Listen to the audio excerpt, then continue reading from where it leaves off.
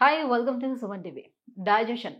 So, ఈ digestive problems ఇటీవల కాలంలో చాలా మందిలో ఇది చాలా కామన్ ప్రాబ్లమ్ అయిపోయింది. వయసుతో కూడా ఎలాంటి సంబంధం లేదు. సో, చిన్న పిల్లల దగ్గర నుంచి కూడా పెద్దవాళ్ళ వరకు ప్రతి ఒక్కరూ ఈ డైజెషన్ ప్రాబ్లమ్ ఫేస్ చేస్తూ పొద్దున లేవగానే రకరకాల ఎక్స్పెరిమెంట్స్ చేస్తూ ఉంటున్నారు. కొంతమంది టాబ్లెట్స్ చేసుకుంటారు. కొంతమంది ఇంటి చిట్కాలు పాటిస్తూ ఉంటారు. అప్పటికప్పుడు ఉపశమనంగా ఏం దొరుకుతుందో అది చేస్తున్నారు గానీ పర్మనెంట్ క్యూర్ ఏంటి? సో, లాంగ్ టర్మ్‌లోని దీనివల్ల వచ్చే కాంప్లికేషన్స్ ఎలా ఉంటాయి? సో, యోగాతో ఈ డైజెషన్ ప్రాబ్లమ్స్‌ని ఎలా మనం క్యూర్ చేసుకోవచ్చు? ఈ వీడియోలో మనం మాట్లాడదాం. మనతో పాటు ఉన్నారు యోగా ఎక్స్‌పర్ట్ సాహితి గారు. హలో అండి. హాయ్ అండి. సో, డైజెషన్ ప్రాబ్లమ్ అనేది చాలా చిన్న ప్రాబ్లమ్‌గానే అందరూ చూస్తూ ఉంటారు. రైట్? సో, ఇప్పుడు మనకు అరగలేదు. ఏదో తిన్నాను అరగలేదులే అని అనుకుంటారు. ఈ క్షణానికి ఇది క్యూర్ అయిపోతే సరిపోతుంది అని. సో, రోజు చూద్దామని ఎవరో ఒకరు సజెస్ట్ చేస్తే ఏవో ఒక మెడిసిన్స్ యూజ్ చేస్తూ ఉంటారు. బట్ ఈ డైజెషన్ ప్రాబ్లమ్‌తో లాంగ్ టర్మ్‌లో వచ్చే కాంప్లికేషన్స్ ఏంటి? అండ్ యోగాతో దీన్ని ఎలా తగ్గించుకోవచ్చు? చాలా మంచి క్వెషన్. చాలా అందరికి చాలా ఇష్టపడే క్వెషన్ యాక్చువల్లీ ఇది. డైజెషన్ ప్రాబ్లమ్స్ అంటే చాలా వచ్చేస్తాయి సుజిత గారు. ఇక్కడ బ్లోటింగ్ వస్తది, కాన్‌స్టిపేషన్ వస్తది, అసిడిటీ ప్రాబ్లమ్స్ వస్తాయి, బర్పింగ్స్ వస్తాయి. ఇట్లా రకరకాల గ్యాస్ ట్రబుల్స్ ఇలా అన్ని ప్రాబ్లమ్స్. మీరన్నట్టు చాలా చిన్నగా చూస్తారు. కానీ గట్ హెల్త్‌కి మనం బాగా ఎక్కువ ఇంపార్టెన్స్ ఇస్తాం. మోడర్న్ సైన్స్‌లో అయినా, ఆయుర్వేదాలో అయినా ఇక్కడ. ఇప్పుడు ఎస్పెషల్లీ యోగిక్ సైన్స్‌లో మనం మార్నింగ్ లేవగానే గంటలోపే మనకు మోషన్ క్లియర్ అయిపోవాలి. గంటలోపు క్లియర్ అయిపోవాలి. మీకు రోజంతా ఎన్ని సార్లు పోతున్నారు అనింది పక్కన పెట్టినా కూడా మనం లేచిన వెంటనే మనకు మోషన్ క్లియర్ అవ్వాలి. అది ఒరిజినల్ పద్ధతి. అది మంచి విషయం. కానీ చాలా మంది ఏంటంటే అసలు 2-3 రోజులకు ఒకసారి మోషన్ వెళ్ళడం కూడా నార్మల్ అనుకుంటున్నారు. బ్లోటింగ్ నార్మల్ అనుకుంటున్నారు. అసిడిటీ నార్మల్ అనుకుంటున్నారు. గ్యాస్ వస్తుంది తింటే పడట్లేదు నాకు నార్మల్ అనుకుంటున్నారు. కానీ అంటే ఇప్పుడు డాక్టర్స్ కూడా ఏం చెప్తున్నారంటే, సో 1 డే అవ్వట్లేదు, లేకపోతే 2 డేస్ అవ్వట్లేదు, కాన్‌స్టిపేషన్ అని వెంటనే మీరు దాన్ని డిసైడ్ చేయాల్సిన నెసెసిటీ లేదు. సో 3 డేస్‌కి ఒకసారి అయినా కూడా ఓకే అని అంటున్నారు. మీరే చెప్పండి 3 డేస్‌కి ఒకసారి ఓకే అంటే మనం డాక్టర్స్ చెప్పినప్పుడు మనం ఏం అనలేకపోతుండొచ్చు కానీ బయటకి మీరే చెప్పండి రోజుకి ఒకసారి అన్నా వెళ్ళకపోతే మనిషి ఎలా ఫీల్ అవుతాడు? తినేది మనం రోజుకి ఒకసారి 3 రోజులకు ఒకసారి మనం తిననప్పుడు 3 రోజులకు ఒకసారి ఎలా వెళ్తాము? 3 రోజులకు ఒకసారి మీరు తింటున్నారా? అప్పుడు 3 రోజులకు ఒకసారి వెళ్ళండి. కానీ రోజు 3 పూటలు 4 పూటలు తింటూ గ్రైండర్ ఏమో ఆగదు కింద నుంచి వెళ్ళను అంటే కానీ ఏది రావద్దు అంటే సో 100% మోషన్ క్లియర్ ఉంటే ఇప్పుడు మీరు చూడండి మోషన్ సాఫ్ లేనప్పుడు వాళ్ళకి రోజంతా దాని మీదే ఉంటుంది దృష్టి. చాలా మంది ఏ పని సరిగా చేయలేము. అండ్ గట్ హెల్త్ అనేది చాలా ఇంపార్టెంట్ సుజిత గారు. ఎంత ఇంపార్టెంట్ అంటే ఇప్పుడు మోడర్న్ సైన్స్ చెప్తుంది ఈ 50-60 ఇయర్స్ నుంచి బాగా వచ్చింది కదా గట్ హెల్త్. ఇట్లా లాస్ట్ ఇంకా 10-15 ఇయర్స్ నుంచి దీని మీద కూడా రీసెర్చ్లు ఎక్కువే. కానీ ఆయుర్వేద కానివ్వండి యోగా కానివ్వండి 5000 ఇయర్స్ నుంచి చెప్తుంది డైజెషన్ సరిగా అవ్వకపోతే మూల కారణం అంటారు. 96% ఆఫ్ ద ప్రాబ్లమ్స్ డైజెషన్ సరిగా లేకపోవడం వల్లే వస్తాయి. 96-97% ఆఫ్ ద ప్రాబ్లమ్స్ ఇక్కడ మనం మాట్లాడేది. సో అట్లాంటిది అంటే ప్రతి problem and gut brain axis అంటారు. మీకు మోషన్ సరిగా వెళ్ళినప్పుడు మీకు అసలు అరగట్లేదు తినింది ఏదన్నా మీరు చూడండి మీకు మైండ్ సరిగా పని చేయదు. మనకి హెడేక్స్ వస్తాయి. ఫుడ్ సరిగా అరగలేదా హెడేక్స్ ఎక్కువ వస్తాయి. మైగ్రేన్ ఉన్న వాళ్ళకైతే చాలా అన్ఈజీగా ఉంటుంది. చాలా కాన్సన్ట్రేషన్ స్ట్రెస్ ఎక్కువ అవుతుంది. ఆలోచన విధానం మారుతుంది. At the end of the day బాడీలో అన్ని ఇంటర్లింక్డ్. మనం ఇక్కడే చూస్తాం. ఇక్కడికి అన్నిటి మీద ఉంటూనే ఉంటది ప్రభావము. సో ఫ్రీ అవ్వాలి, మోషన్ ఫ్రీ అవ్వాలి. అట్లా తిన్న ప్రతి దానికి బ్లోటింగ్ రాకూడదు. ఏం తిన్నా గ్యాస్ వస్తుంది, ఏది తిన్నా పడట్లేదు, అది చాలా పెద్ద ప్రాబ్లం. సో దానికి చాలా సొల్యూషన్స్ ఉన్నాయి. యోగాలో చాలా ఆసనాస్ ఉంటాయి మనకి. ఇప్పుడు ఫస్ట్ డే నుంచి మార్నింగ్ నుంచి రొటీన్ చాలా ఇంపార్టెంట్. మార్నింగ్ లేచాక మీరు ఆయిల్ పుల్లింగ్ బ్రష్ చేసుకున్న తర్వాత టంగ్ క్లీనింగ్ చాలా ఇంపార్టెంట్. చాలా మంది టంగ్ క్లీనింగ్ చేతులు వేస్తారా? చేతులు వేయకూడదు. తెమడ కాదు మనకు పోవాల్సింది. తెమడతో పాటు టాక్సిన్స్ పోవాలి. టంగ్ కలర్ ఉంటుంది, డిస్కలరేషన్ వస్తుంది, వైటిష్ వస్తుంది. ఎస్పెషల్లీ మనం ముందు రోజు బాగా తిన్నప్పుడు ఏదైనా అంతా ఇట్లా నోట్లో వాసన వచ్చేస్తుంది అందరికి పొద్దున్న లేవగానే. సో మనం టంగ్ క్లీన్ అది స్టీల్ ఆర్ కాపర్తోనే తీసుకోవాలి. అలా మనం టంగ్ క్లీన్ చేసిన నోట్లో అదంతా టాక్సిన్స్, ఆ బ్యాడ్ బ్యాక్టీరియా అంతా పోవాలి. సో మన అంతా ఇది క్లియర్ అవుతుంది. ఆ తర్వాత ఏంటి మీకు వెంటనే కొంచెం ఫ్రెష్ అనిపిస్తుంది. అందుకే బ్రష్ చేసుకున్న వెంటనే నిద్ర మొత్తం వదులుతుంది, ఫ్రెష్ అనిపిస్తుంది.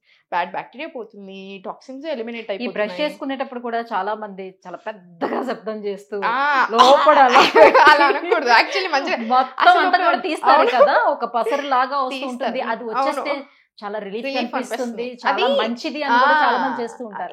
నాలుక మీద వేలేస్తారు కానీ నాలుక మీద ఉన్నది తీసేరు, లోపటి తీస్తారు. అదే మొన్న ఒక డాక్టర్ వీడియో చూసాను దీని మీద జోక్. ఎందుకండి ఇలా వేసి మొత్తం చేస్తున్నారు, మంచిది కాదు, అసలు మనకి లంగ్స్ కి కూడా ఇబ్బంది పెడుతున్నారు, అలా చేయొద్దు అని. సో మార్నింగ్ లేచాక ఇదంతా అయిపోయిన తర్వాత మళ్ళీ ఆసనాల లేదా వజ్రాసన మళ్ళీ ఆసన ఇండియన్ టాయిలెట్ పొజిషన్ ఏదైతే ఉందో సుజిత గారు యూజువల్ గా మనం ఎప్పుడు ఇంతకుముందు అక్కడే కూర్చోం. లాస్ట్ 10-15 ఇయర్స్ నుంచి 10 years నుంచి మారింది, కానీ అంతకుముందు అంతా ఇండియన్ టాయిలెట్ లో కూర్చున్నాం. మనం ఇండియన్ టాయిలెట్ లో కూర్చున్న పొజిషన్ రాగానే కూడా మనకి మోషన్ కోలన్ కి చాలా చాలా మంచిది. అండ్ ఆల్సో మోషన్ ఫ్రీ అవ్వడానికి బాగా హెల్ప్ అవుతుంది, చాలా తొందర అయిపోతుంది ప్రాసెస్. అండ్ సెకండ్ వచ్చేసి ఏంటంటే మనం మల్లాసనాలు ఇంతకుముందు కూర్చున్నాం కదా, అంటే ఇండియన్ టాయిలెట్స్ లో రోజుకి 5-6 సార్లు అయినా బాత్రూమ్కి వెళ్ళే వాళ్ళం కదా టాయిలెట్ పర్పస్. సో మీరు అట్లీస్ట్ ఒక 5 నిమిషాలు కూర్చోగలుగుతున్నారు. స్పైన్ చాలా బాగా స్ట్రెంగ్తెన్ అవుతుంది. స్పైన్ స్ట్రెంగ్తెన్ అవ్వడానికి one of the main asanas ఏదైనా ఉంటే మల్లాసన వస్తుంది. రిప్రొడక్టివ్ ఆర్గన్ సైడ్ ఫ్లో చాలా బాగుంటుంది, పెల్విక్ ఆర్గన్ సైడ్ అన్ని. సో ఎలాంటి ప్రాబ్లమ్స్ రాకుండా ఉంటాయి ఆడవాళ్ళకైనా మగవాళ్ళకైనా. సో ఇన్ని రీజన్స్ ఉన్నాయి మనం కంప్లీట్ గా ఇండియన్ టాయిలెట్స్ అవునా మనం పోయింది. సో అందుకని బికాజ్ అలా ఎక్కువసేపు కూర్చోవటం వల్ల కూడా మీకు వెరికోస్ వెయిన్స్ వస్తాయి. సో చాలా ఇష్యూస్ ఉంటాయి. అలా ఎక్కడ ఎవరు చెప్పారు? ఇప్పుడు మోషన్ కి వెళ్ళేటప్పుడు నేను వెస్టర్న్ లో కూడా ఎలా వెళ్ళాలి తెలుసా? ఇప్పుడు ఫర్ ఎగ్జాంపుల్ మన వెస్టర్న్ ఉంటది కదా, కాళ్ళ కింద ఇలా స్టూల్ ఉండాలి కంపల్సరీ. మీ బాత్రూమ్స్ లో కూడా ఈవెన్ వెస్టర్న్ టాయిలెట్ లో ఉన్న కింద కంపల్సరీ స్టూల్ ఉండాలి. ఈ పొజిషన్ ఏదైతే ఉందో ఈ పొజిషన్ లో మోషన్ చాలా ఫ్రీగా వస్తుంది. సో ఇది చాలా ఇంపార్టెంట్. అండ్ మార్నింగ్ లేచాక మల్లాసన లేదా వజ్రాసన మీరు అక్కడ చేయలేకపోతున్నారు, కూర్చోలేకపోతున్నారు ఎక్కువసేపు, కాబట్టి ఇక్కడ సపరేట్ ఉండాలి. ఈ రొటీన్ ఏదైతే ఉందో మార్నింగ్ మల్లాసన లేదా వజ్రాసనలో వామ్ వాటర్ తాగుతాం చూసారా, 1 glass నుంచి 1 liter వరకు తాగొచ్చు. స్లోగా సిప్ బై సిప్ తాగాలి. అది చాలా చాలా మంచిది. వెంటనే క్లియర్ చేస్తుంది, కడుపు అంతా సాఫ్ అవుతుంది. ఆ తర్వాత మీకు చాలా ఆసనాస్ ఉంటాయి.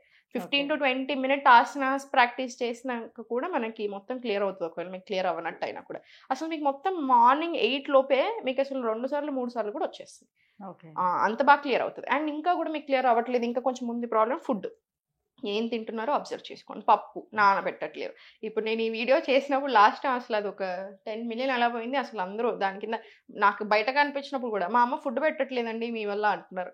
నేను నానబెట్టుకోమన్నానండి, తినొద్దన్నానని చెప్పానా? నేను నానబెట్టుకోవాలి అంటే మా అమ్మ ఫుడ్ అడగానే అది ఇంకా పప్పు నానలేదురా అమ్మాయి నానాలని చెప్పింది, సో మేము ఫుడ్డే పెట్టట్లేదు అని అందరూ నాకు గొడవ చేయడం స్టార్ట్ చేశారు. అసలు ఎంతమంది చెప్పారు అప్పుడు. సో డైరెక్ట్ గా ఉడకబెట్టుకోకూడదు, నానబెట్టాలి. కంపల్సరీ నానబెట్టుకోవాలి. ఏ పప్పు అయినా సరే, పెసర పప్పు అయినా సరే 2 నుంచి 4 గంటలు నానాలి. అప్పుడే మంచిది, డైజెషన్ సరిగ్గా అవుతుంది, అరగడానికి చాలా బాగా హెల్ప్ అవుతుంది. మీకు అయినా కూడా ఇంకా అది నానిన తర్వాత మీరు వండుకునేటప్పుడు పోస్ట్లో ఇంగు వేసుకోండి, అల్లం వేసుకోండి. మనకు ప్రాసెస్ ఉంది, జీలకర్ర వేసుకుంటున్నాం. ఇదంతా ఎందుకు? సరిగ్గా అరగడానికి.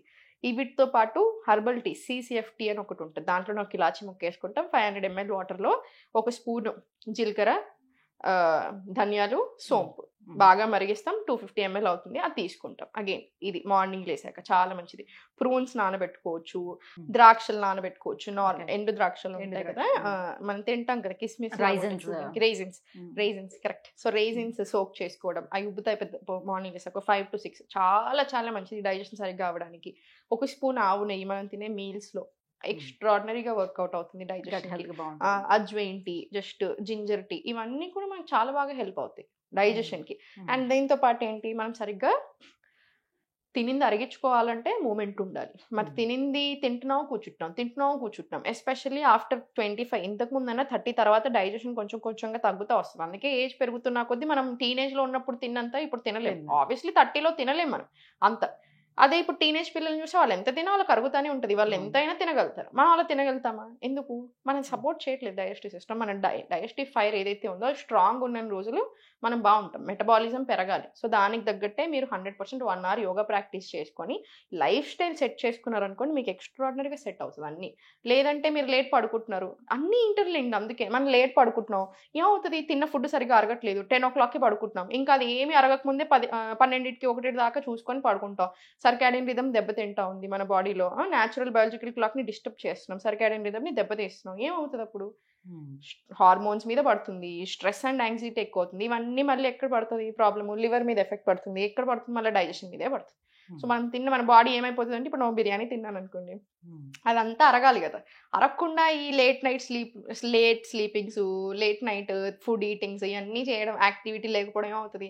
మన బాడీ ఎట్లా అంటే గివ్ అప్ ఇచ్చేస్తుంది. అరే నువ్వు బిర్యానీ తిన్నా, లివర్ కూడా ఇంకెట్లా అంటే నా వల్ల కాదు ఇంతగానో క్లీన్ చేయడము, నేను 40% చూసుకుంటాను, ఇంకా నా దేవుడి దయ అన్నట్టు అయిపోతుంది. సో మిగతా 60% అంత ఏముంటుంది మన బాడీలోనే అక్యుములేట్ అవ్వకుండా కూర్చుంటుంది.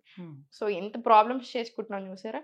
So everything interlinked. నేను ఒక చాయ్ తాగేసి నా హెల్త్ ప్రాబ్లమ్ సెట్ అవ్వాలి అని అవ్వదు, నేను ఓన్లీ ఎక్సర్సైజ్ చేసి నా ప్రాబ్లమ్ సెట్ అవ్వాలన్నా ఫస్ట్ రూట్ కాజ్ ఏంటో గమనించుకోండి. ఎక్కడో పడట్లేదు, మీకు ఏదో పడట్లేదు, మిస్టేక్స్ జరుగుతున్నాయి, సెట్ చేసుకోండి. హోల్ గ్రెయిన్స్ తినండి, మీ బాడీ చెప్పే మాట వినండి, ఏం తింటే పడుతుంది, ఏం తింటే పడట్లేదు రాసుకోండి. CCFT, డైజెస్టివ్ టీస్ ఇట్లాంటివి చాలా ఉంటాయి మనం చెప్పాము, ఇవన్నీ ఫాలో చేయండి. ఫుడ్ కొంచెం మంచిగా అరిగేలాగా చేసుకోండి. సో ఏదైనా ఫుడ్ తీసుకున్న తర్వాత ఫ్రూట్స్ అలాంటివి తీసుకుంటే డైజెషన్ బాగా అవుతుందని కొంతమంది, తిన్న తర్వాత తీసుకోవద్దు బిఫోర్ తీసుకోండి అని కొంతమంది చెప్తూ ఉంటారు. ఏది మిత్, ఏది ఫ్యాక్ట్? రెండు తప్పే. ఎప్పుడైనా ఫ్రూట్స్ ఎలా తీసుకోవాలంటే మీల్కి మధ్యలో ఫ్రూట్ ఉండాలి.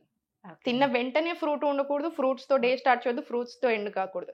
మనకి ఫ్రూట్స్ తినింది కరెక్ట్ గా మన బాడీకి పడాలి అంటే మీల్కి మధ్యలో ఉండాలి. అంటే ఇప్పుడు మార్నింగ్ మీ బ్రేక్ఫాస్ట్ కి లంచ్ కి మధ్యలో ఫ్రూటో, లేదా లంచ్ కి డిన్నర్ కి మధ్యలో ఫ్రూట్స్, అది చాలా మంచిది. మన బాడీ చాలా బాగా పడుతుంది, చాలా మంచిగా అబ్జర్వ్ చేసుకోగలుగుతుంది, స్పైక్ కూడా అవ్వదు. సో ఈ రకంగా మనకి చూసుకుంటే చాలా మంచిది. సో డైజెషన్ విషయానికి వస్తే ఏంటి, ఇప్పుడు మీరు అన్నట్టు ఫ్రూట్ కాదు, మనం తిన్న వెంటనే వజ్రాసనాలో 1 to 2 minutes కూర్చొని తర్వాత ఒక 15 minutes వాక్. మీరు ఆఫీస్లో ఉన్నా సరే, ఏమనంటే నేను ఆఫీస్లో ఉన్నాను కదండి ఎలా అంటారు, ఆఫీస్లో లేచి ఒక ఫుడ్ తిన్నాక ఒక 10 నిమిషాలు అక్కడే నడవండి, ఎవరో ఆపుతారు మనల్ని. నైట్ ఒకవేళ మీకు అసలు నిజంగా కుదరట్లేదు ఆఫీస్లో కూర్చున్నప్పుడు, డిన్నర్ తర్వాత ఇంటికి వెళ్ళాక నన్ను నడవండి, ఇంట్లోనే నడవండి 15 minutes, చాలా మంచిది. మీకు నిద్ర బాగా పడుతుంది, స్ట్రెస్ కంట్రోల్ అవుతుంది, డైజెషన్ మంచిగా బూస్ట్ అవుతుంది. ఎన్ని అవర్స్ చేసుకోవాల్సి ఉంటుంది యోగా పర్ డే లో? 1 hour చాలు.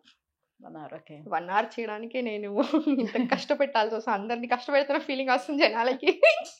ఫస్ట్ ఒక గంట సుజిత గారు, గంట బేసిక్ మన కోసం మనం గంట ఇచ్చుకోలేకపోతే మాత్రం నిజంగా ఎవరు ఏం సరే, ఒకేసారి గంట స్పెండ్ చేయలేకపోతే మార్నింగ్ 1/2 ఈవినింగ్ 100% బ్యాలెన్స్ చేసుకోవచ్చు. మార్నింగ్ లేచాక నేను చెప్పినట్టుగా మోషన్ క్లియర్ అయ్యేలా చూసుకోండి, లేదు క్లియర్ అవ్వలేదంటే ఆసన ప్రాక్టీస్ తర్వాత అవుతుంది. ప్రాణాయామం పెట్టుకోండి, ఆసన ప్రాక్టీస్ ఉంటుంది, సూర్య నమస్కారాలు చేసుకోండి, రిలాక్స్.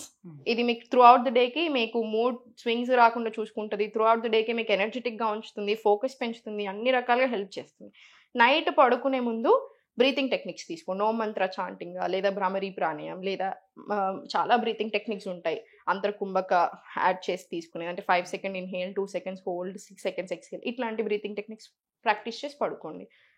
సో ఇక్కడ మీకు 45 minutes లోనే అయిపోయింది కదా. థ్యాంక్ యూ సాహితి గారు, thank you so much. So ఈ మధ్యకాలం అందరూ ఫేస్ చేస్తున్నటువంటి ఈ ప్రాబ్లమ్, డైజెషన్ ప్రాబ్లమ్కి దీనికి ఎంత మంచి సొల్యూషన్ కూడా తెలియజేస్తుంది. Thank you so much. Thank you.